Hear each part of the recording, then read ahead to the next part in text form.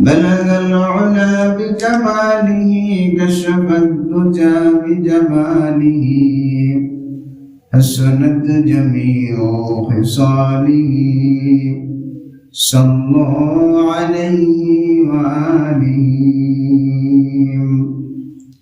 या हम सब मुसाफिर हैं कब्र आखिर ठिकाना कोई आगे रवाना है कोई पीछे रवाना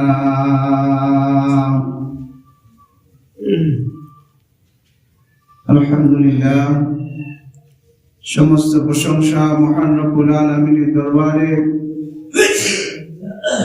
ফিতনা ফাসাদের জামানায় মহান রব্বুল আলামিনের হুকুম পবিত্র জুমার নামাজ আদায়ের জন্য মহান রব্বুল আলামিন দয়া করে মায়া করে তার ঘর মসজিদ মহান আল্লাহ রাব্বুল আলামিনের পবিত্র স্থানে আল্লাহ রাব্বুল আলামিন আপনাকে আমাকে বিভিন্ন মায়ের সন্তান আল্লাহ রাব্বুল আলামিন যাকে ইচ্ছা করেছেন মহান রব্বুল আলামিন তাকে মহান রব্বুল আলামিনের উপরে আসার তৌফিক দান করেছেন।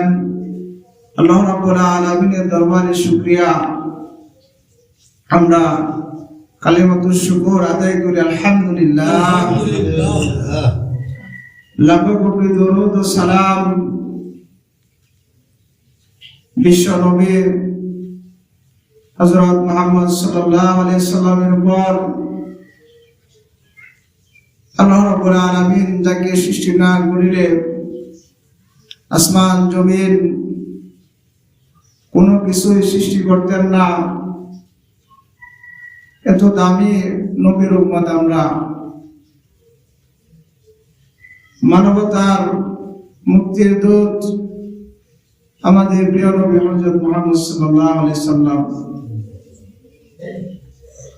আল্লাহ রাব্বুল আলামিন আমাদেরকে শুকরগুজার বান্দা হিসাবে আমরা যেন তার কৃতজ্ঞতা প্রকাশ করি, শুকরিয়া আদায় করি। এজন্য তিনি দুনিয়াতে পাঠাইছেন একমাত্র মানব জাতি, মানব গোষ্ঠীর প্রশংসা করবে মহান রব্বুল আলামিনের। যে প্রশংসা সবই কেবল তোমারই রব্বুল আলামিন, প্রশংসা সবই কেবল তোমারই রব্বুল আলামিন। একমাত্র প্রশংসা আল্লাহ তাআলার করতে। আল্লাহ রাব্বুল আলামিন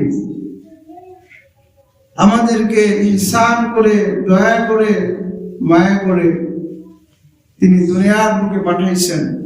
দুনিয়ার জমিনে আমরা দুনিয়াতে ছিলাম না, মহান রব্বুল আলামিন আমাদেরকে দুনিয়াতে পাঠাইছেন। এই দুনিয়া থেকে আমাদের চলে যাইতে হবে। যে আল্লাহ তাআলার প্রশংসা কেন করব?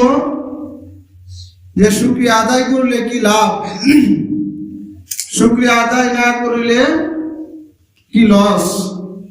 যে প্রশংসা কেন করব আল্লাহ রাব্বুল আলামিনের?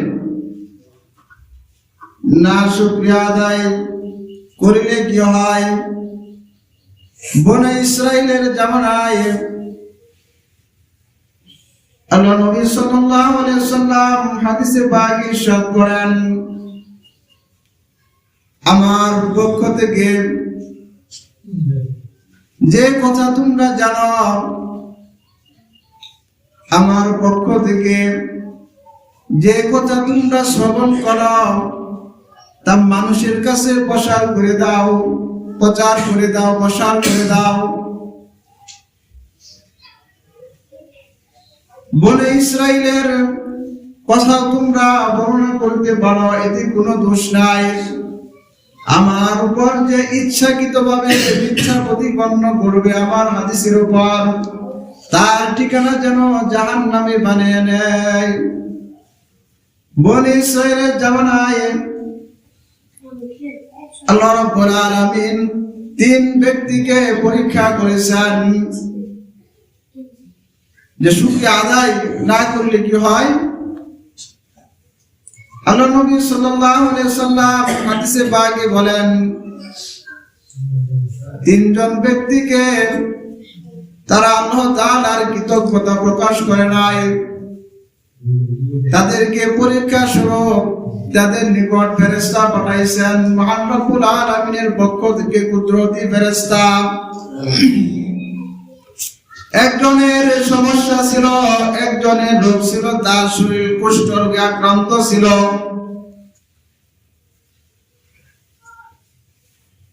আল্লাহ রাব্বুল আলামিনের কুদরতি ফেরেশতা কুষ্ঠ রোগের কাছে আসলেন, ওগো ভাই তোমার কি সমস্যা, তুমি কোন সমস্যার মধ্যে ভুগতেছ তুমি বলো। আল্লাহর বান্দা ফেরেশতাকে বলতেছেন, আমার শরীর কুষ্ঠ রোগে আক্রান্ত, আল্লাহ রাব্বুল আলামিন যদি আমাকে এই কুষ্ঠ রোগ নিরাময় করে দেন, এর চাইতে আর আমার কোনো কিছু চাওয়ার নেই। আল্লাহ রাব্বুল আলামিনের কুদরতি ফেরেশতা বলতেছেন, তার শরীরের মাঝে হাত বুলিয়ে দিলেন, সঙ্গে সঙ্গে তার শরীর ভালো হয়ে গেল, তার কুষ্ঠ রোগ নিরাময় হয়ে গেল। কুদরতি ফেরেশতা বলতেছেন, ওগো আল্লাহর বান্দা তুমি আর কি চাও, আমার তো আর কোনো কিছু চাওয়ার নেই।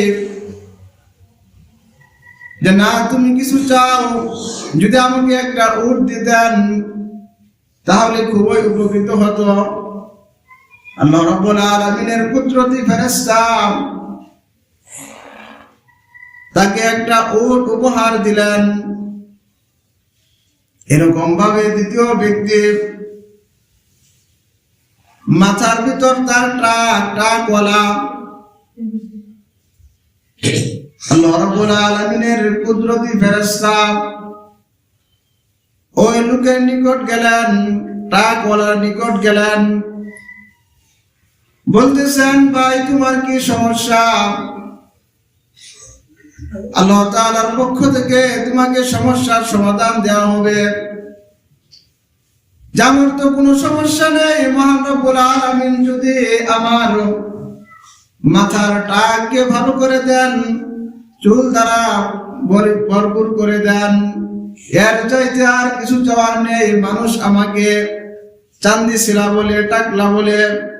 আল্লাহ রাব্বুল আলামিনের কুদরতি ফেরেশতা মাথায় হাত বুলাইয়া দিলেন, সঙ্গে সঙ্গে তার মাথার চুল গজায় গেল, পরিপূর্ণভাবে সে সুস্থ হয়ে গেল। এরকম ভাবে তৃতীয় ব্যক্তির নিকট গেলেন, অন্ধ। আল্লাহ রাব্বুল আলামিনের ফেরেশতা অন্ধকে বলেন, তুমি কি চাও? আল্লাহর বান্দা অন্ধ বলতেছেন, আমাকে আল্লাহ রাব্বুল আলামিন দুনিয়াতে পাঠাইছেন, আমি তো দুনিয়ার কোনো কিছু দেখতে পারি নাই। আল্লাহ রাব্বুল আলামিন যদি আমার এই চক্ষু দিয়ে আমি তার নাচ দিয়ে আবার যদি আমি দেখতে পারি, আর তো কোনো কিছু আমার চাওয়ার নাই। আল্লাহ রাব্বুল আলামিনের কুদরতি ফেরেশতা তার চোখের ভিতর হাত বুলাইয়া দিলেন, সঙ্গে সঙ্গে তার চোখ ভালো হয়ে গেল। যে বান্দা তুমি কি চাও? যে আমি কিছু চাই না, আমাকে যদি একটা বকরি দেন, এই বকরি দিলে আমার জন্য যথেষ্ট হবে। কিছুদিন পর আল্লাহ রাব্বুল আলামিনের ফেরেশতা আবার আসলেন।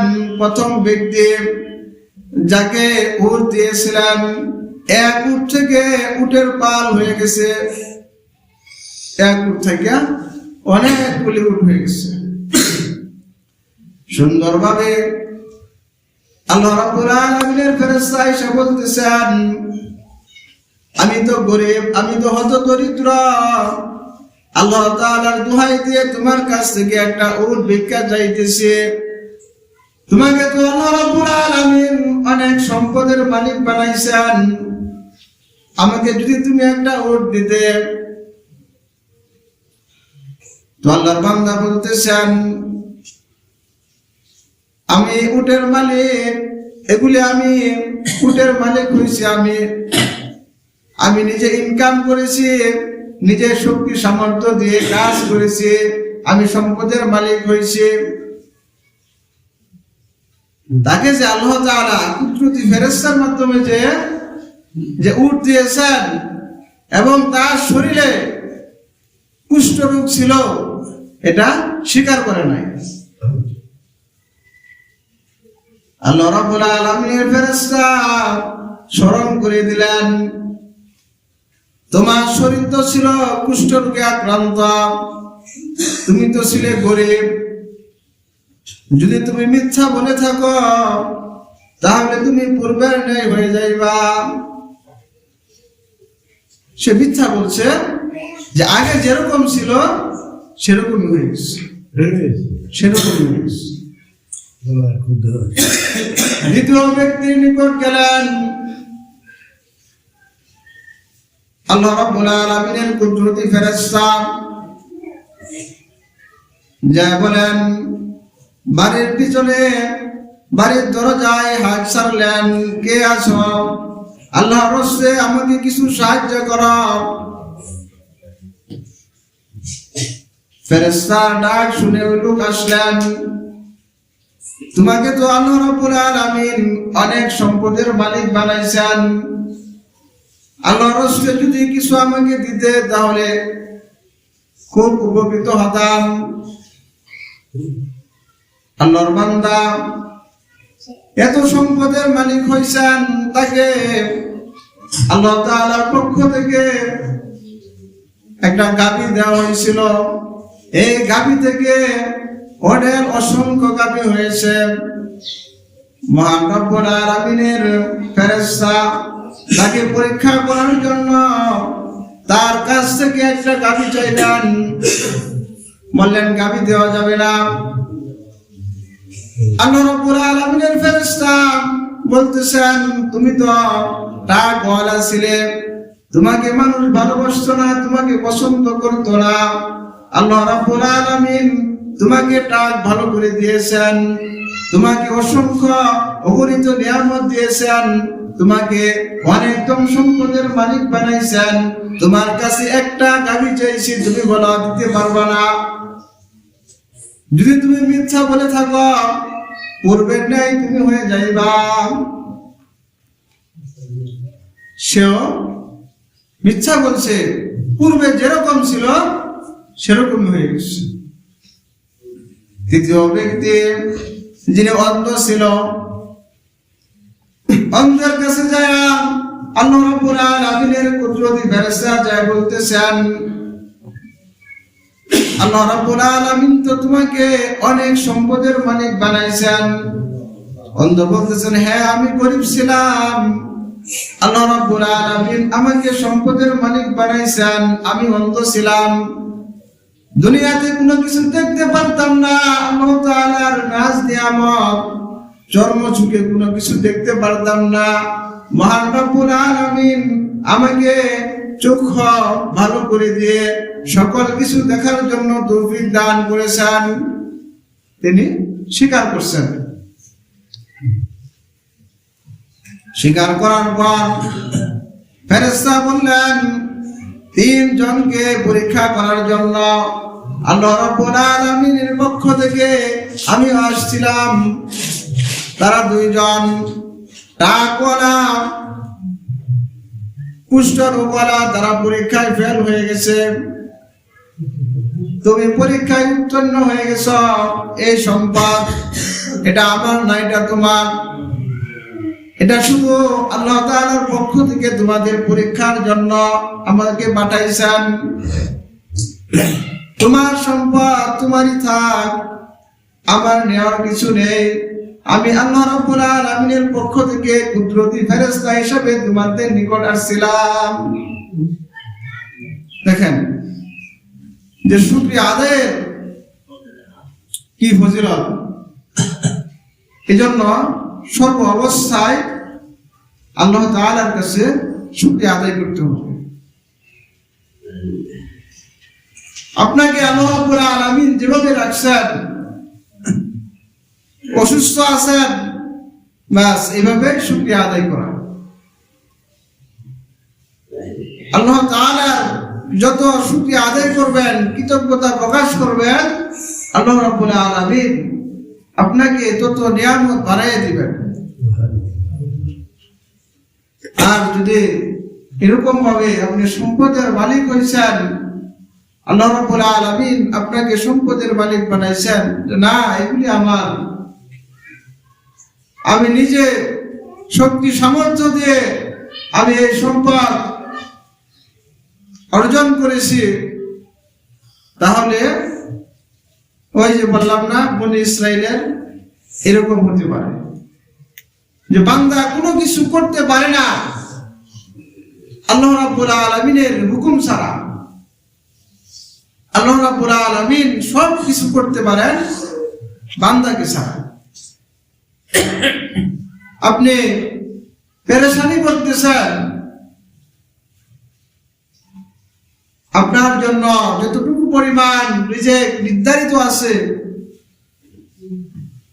তার চাইতে আপনি বেশি রিজিক পাবেন না, যতটুকু নির্ধারণ আছে।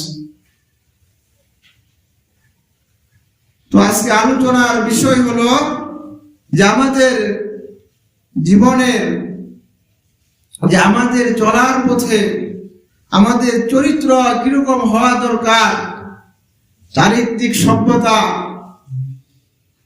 মানুষ আশরাফুল মাখলুকাত, সৃষ্টির সেরা জীব, মহান রব্বুল আলামিন মানুষকে সর্বশ্রেষ্ঠ হিসাবে দুনিয়াতে পাঠাইছেন। অন্যান্য জীব আল্লাহ রাব্বুল আলামিন পাঠাইছেন, কিন্তু সবচাইতে মানুষকে শ্রেষ্ঠত্ব দিয়েছেন। এই শ্রেষ্ঠত্ব, আপনি যে মানুষ, এই শ্রেষ্ঠত্ব আপনার ধরে রাখতে হবে। যে মানুষ হইলে মানুষ হওয়া যায় না, যে মানুষের মতো মানুষ হতে হবে। আল্লাহ রাব্বুল আলামিন বলতেছেন, ওয়াজারু জাহিরাল ইসমি ওয়া বাতিনা, তোমরা প্রকাশ্যে অপ্রকাশ্যে গোপনে পাপ কাজ থেকে তোমরা বিরত থাকো। ওয়াজারু জাহিরাল ইসমি, প্রকাশ্য পাপ কাজ থেকে তোমরা বিরত থাকো, গোপনেও পাপ কাজ থেকে বিরত থাকো। প্রকাশ্য পাপ হলো মিথ্যা কথা বলা, মানুষের সাথে খারাপ আচরণ করা। প্রকাশ্য পাপ হলো একজনের কথা আরেকজনের সাথে লাগানো, চুগলখড়ি করা, মিথ্যা বলা, একজনের দোষ অন্যজনের সাথে বলা। যে আমরা এক জায়গায় দুজন বসলেই যে গল্প গুজব আমরা শুরু করে দিই, যে অমুক এরকম, অমুক এরকম। আল্লাহ নবী সাল্লাল্লাহু আলাইহি সাল্লাম হাদিসে বলেছেন, যে চুপ থাকবে সে নাজাত পাবে।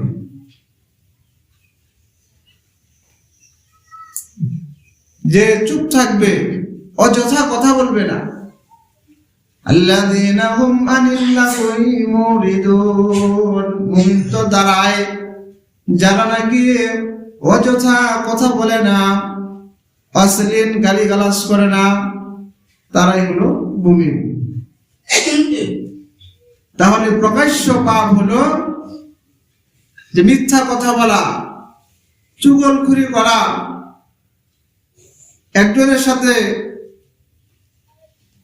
তর্ক বিতর্ক করা, অনিচ্ছায় ইচ্ছায় ব্যভিচার করা, সুদ খাওয়া, ঘুষ খাওয়া, এগুলো হলো প্রকাশ্য পাপ। আর গোপনীয় পাপ হলো মানুষকে দেখানোর উদ্দেশ্যে ইবাদত করা, অন্তরের মাঝে অহংকারী ভাব আসা, এটা হলো গোপনীয় পাপ। ইবাদত করতেছি যে মানুষকে দেখানোর উদ্দেশ্যে, আপনার অন্তরে কি আছে একমাত্র আপনিই জানেন। যদি এরকম অন্তরের মাঝে অহংকারী ভাব আসে তাহলে সেটাও পাপ। এজন্য আল্লাহ রাব্বুল আলামিন বলতেছেন যে তোমরা প্রকাশ্য অপ্রকাশ্য গোপনীয় সর্ব প্রকার পাপ কাজ থেকে তোমরা বিরত থাকো। তাহলে আমাদের অন্তরকে, কর্মকে পরিষ্কার করতে হবে। এই অন্তর থেকে আপনার অহংকার দূর করতে হবে। যতক্ষণ পর্যন্ত আপনি অহংকার দূর করতে না পারবেন, ততক্ষণ পর্যন্ত আপনার কর্ম পরিষ্কার হবে না। আপনি ইবাদত করবেন, ইবাদত কবুল হবে না। তাকাব্বুরি করা যে আমি সমাজের মাঝে অনেক বড় কিছু হয়ে গেছি না, এটি হলো গোপনীয়তার পাপ কাজ। অন্তরকে ঝাঁঝরা করে দিবে। আল্লাহ নবী সাল্লাল্লাহু আলাইহি সাল্লাম হাদিসে পাকে বলেন, লাকড়ি যেরকম ভাবে আগুনকে খেয়ে ফেলে, তদ্রূপ যার অন্তরের মাঝে যারা পরিমাণ অহংকার থাকবে তার আমল সমূহ ঝাঁঝরা করে দিবে, খেয়ে ফেলবে। কাজে অহংকার করা যাবে না। এগুলি হলো গোপনীয়তার পাপ কাজ। তারপর আল্লাহ রাব্বুল আলামিন কি বলতেছেন, ইন্নাল্লাযীনা ইয়াকসিবুনাল ইসমা সায়াজাউনা বিমা কানু ইয়াকতারিফুন। ইন্নাল্লাযীনা নিশ্চয় যারা ইয়াকসিবুনাল ইসমা পাপ কাজ থেকে বিরত থাকবে, সায়াজাউনা বিমা কানু ইয়াকতারিফুন তাদের জন্য রয়েছে মহান সম্মানজনক। যারা এই পাপ কাজ থেকে বিরত থাকবে তাদের জন্য আল্লাহ রাব্বুল আলামিনের পক্ষ থেকে আখিরাতে কাল কিয়ামতের দিন তাদের জন্য অসংখ্য অগণিত নাজ নিয়ামত তাদের জন্য রয়েছে। আমাদের চরিত্রকে আল্লাহ নবী সাল্লাল্লাহু আলাইহি সাল্লামের আদর্শে গঠন করতে হবে। যে নবী করিম সাল্লাল্লাহু আলাইহি সাল্লামের চরিত্র কিরকম ছিল,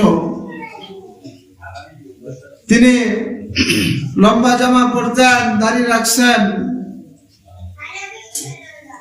আমাদেরও সে কাজ করতে হবে। যত বেশি আল্লাহ নবীকে মহব্বত করবেন, ভালোবাসবেন, আল্লাহ তাআলাকে পাওয়া সহজ হয়ে যাবে। আল্লাহ রাব্বুল আলামিন বলেন, কুল ইন কুনতুম তুহিব্বুনাল্লাহ ফাত্তাবিউনি ইউহিব্বুকুমুল্লাহ। কুল হে নবী আপনি বলুন, ইন কুনতুম তুহিব্বুনাল্লাহ যদি আমি আল্লাহ তাআলাকে ভালোবাসতে চাই, মহব্বত করতে চাই, ফাত্তাবিউনি ইউহিব্বুকুমুল্লাহ তাহলে তারা যদি আপনার তাবি করে, আপনার অনুসরণ করে, তাহলে আমাকে পাওয়া হবে। এখন আমাদের যদি রাসূলের আদর্শ যদি আমার জীবনে, আমার গড়ির ভিতর যদি না থাকে, তাহলে তো শাফায়াত, সুপারিশ পাওয়া তো যাবে না।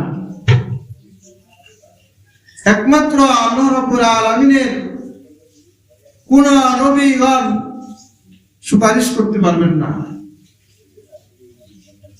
সুপারিশ করবে একমাত্র আমাদের প্রিয় নবী, বিশ্ব নবী হযরত মুহাম্মদ সাল্লাল্লাহু আলাইহি ওয়াসাল্লাম, তিনি সুপারিশ করবেন। যে তার আদর্শ আপনার জীবনে গঠন করতে হবে। যে আমরা দুনিয়াতে আসি, এই দুনিয়া থেকে আমাদের চলে যাইতে হবে। এই দুনিয়া থাকার জায়গা না। যে আমরা যারা যুবক আছি, আমিও তো আপনাদের মধ্যে একজন যুবক, তাহলে আমরা আল্লাহ তাআলার দিকে ফিরে আসি, আল্লাহ তাআলাকে আমরা ভয় করি। এখন আমরা নিজের জীবনকে সংশোধন করে নেই। কার কখন মৃত্যু হয়ে যায় এটা কখনোই বলা যায় না। আপনার কখন মৃত্যু হবে, কোথায় মৃত্যু হবে, এটা আপনি বলতে পারবেন না। একমাত্র আল্লাহ তাআলাই বলতে পারবেন। এই জন্য আমরা আখিরাতকে কিভাবে সাফল্য মণ্ডিত করা যায়, আখিরাতের জীবন কিভাবে আমাদের শক্তিশালী হয়, কিভাবে নেকি কামাই করা যায়, এই চিন্তা আমাদের দুনিয়াতে করতে হবে। আমরা যদি এই চিন্তা যদি মরার পর করে, তাহলে কিন্তু লাভ হবে না। মরার পর যদি আমরা চিন্তা করি, তখন আপনার কোনো ফায়দা নাই। এই দুনিয়া থেকে আপনার ইনকাম করে নিয়ে যেতে হবে। আপনি যতটুকু পরিমাণ নেকি কামাই করবেন, যতটুকু পরিমাণ আপনি আমল করবেন, ঠিক আল্লাহ রাব্বুল আলামিন আপনাকে সেটুকুই দিবেন। এক বিন্দু কমও দিবেন না, এক বিন্দু বেশিও দিবেন। কাজে আমরা হুঁশিয়ার হয়ে যাই, নিজেকে সংশোধন করে নেই, নিজেকে সংশোধন করে সূত্রে নেই যে অতীতে আমি পাপ কাজ করেছি, খারাপ কাজ করেছি, এখন আমি তওবা করে নিই আল্লাহ তাআলার কাছে। আল্লাহ তাআলা বান্দা যতক্ষণ পর্যন্ত তওবা করতে থাকবে, বান্দা যখন তওবা করে আল্লাহ রাব্বুল আলামিন হাসতে থাকেন, খুশি হয়ে হাসতে থাকেন। আমার কাছ থেকে বান্দা ক্ষমা চাইতেছে, আল্লাহ রাব্বুল আলামিন লজ্জিত হয়ে যান যে আমার কাছ থেকে বান্দা ক্ষমা চাইতেছে, আমি বান্দাকে মাফ করে দিই। এত গফুরুর রহিম আল্লাহ রাব্বুল আলামিন। দুনিয়া দুনিয়া দুনিয়া করে আমাদের জীবন চলে যাইতেছে। এই দুনিয়ার মহাব্বত শেষ হবে না। আল্লাহ নবী সাল্লাল্লাহু আলাইহি সাল্লাম বলেন যে বনি আদমের যতক্ষণ পর্যন্ত তার বুকের ভিতর মাটি না পড়বে, ততক্ষণ পর্যন্ত বনি আদম মানে মৃত্যু না হবে, ততক্ষণ পর্যন্ত সে চাইতেই থাকবে যে আমার আরো লাগবে। কাজে আমরা আজকে থেকে ইসলাহ করে নিজেকে সংশোধন করে নেই। আমরা 5 ওয়াক্ত নামাজ আমরা আদায় করব, হালাল হারাম চিনে আমরা ভক্ষণ করব, হালাল রুজি ভক্ষণ করব। ইবাদত কবুল হওয়ার শর্ত হলো সর্বপ্রথম আপনাকে হালাল রুজি ভক্ষণ করতে হবে। হারাম শরীর যদি হারাম খেয়ে আপনি রক্ত মাংস করলেন, এটা আল্লাহ তাআলা জান্নাতে যাবে। কাজে আমাদের হালাল রুজি ভক্ষণ করতে হবে। আর আমরা নিজেকে সংশোধন করে নেই। আজকে থেকে আমরা তওবা করি, আল্লাহ তাআলার কাছে খাস দিলে যে আমরা এখন থেকে আমরা তওবা করে নেই যে আল্লাহ রাব্বুল আলামিন আমাকে যেন অতীতে যা করেছি সেই গুনাহ মাফ করে দেয়। এখন থেকে আমি নামাজ ছাড়বো না। এই যে আল্লাহ নবীর গলার মধ্যে ছুরি চালাইতেছেন, দাড়ি কাটতেছেন, আপনাদের বড় জোরে আপনাদের পায়ে ধরে অনুরোধ করে বলতেছি, আর আল্লাহ নবী সাল্লাল্লাহু আলাইহি সাল্লামের গলার মধ্যে ছুরি দেন। এই দাড়ির যে কি ফজিলত, যে দাড়ি কাটতেছি আমরা, দাড়ি কাটলে কি হয়? চোখের ক্ষতি হয়। আমরা আল্লাহ নবী সাল্লাল্লাহু আলাইহি সাল্লামের গলার ভিতর ছুরি ছাড়াই দিছি। আমরা সর্ব অবস্থায় সর্বদা আপনার গুনাহ লেখাই হইতেছে। যারা দাড়ি কাটে আর কি, সর্বদা 24 ঘন্টা আপনি ঘুমাইতেছেন, আপনার গুনাহ লেখা হইতেছে। আর যারা টাকনুসে কাপড় পরে, তাদেরও সেই অংশ আপনার জাহান্নামে যাবে। যারা আমরা টাকনুর নিচে কাপড় পরে, আমরা টাকনুর উপর কাপড় পরব, নিজেকে আমরা সংশোধন করে দিই। যে অনেকে আছে আমরা যে নামাজ কিভাবে পড়ব আমরা এটাই জানি না। নামাজ যে আমরা আদায় করব, যে নামাজ, জোহরের নামাজ কয় রাকাত, আসরের নামাজ কয় রাকাত, সহি শুদ্ধভাবে আমরা সূরা কেরাত এগুলি আমরা পড়তে পারি না। এগুলি আমরা শেখার জন্য চেষ্টা করি। আমরা অনেকে আমরা আছি যে দরুদ শরীফও পড়তে পারি না। আজকে জুমার দিন বেশি বেশি আমরা দরুদ শরীফ পাঠ করব, বেশি বেশি সর্ব অবস্থায় আমরা বেশি বেশি দরুদ শরীফ পাঠ করব। আর যারা আমরা কুরআন শরীফ তেলাওয়াত করতে জানি, সূরা কাফ, এটা আমরা তেলাওয়াত করব। আল্লাহ রাব্বুল আলামিন যে কথাগুলি বললাম, এই কথাগুলির উপর আমাকে সহ সবাইকে আমল করার তৌফিক দান করুন। আমিন। সুবহানাকাল্লাহুম্মা ওয়া বিহামদিকা, আশহাদু আল লা ইলাহা ইল্লা আনতা, আস্তাগফিরুকা ওয়া আতুবু ইলাইক। যারা সুন্নাত করে নাই, 4 রাকাত সুন্নাত করে নেন।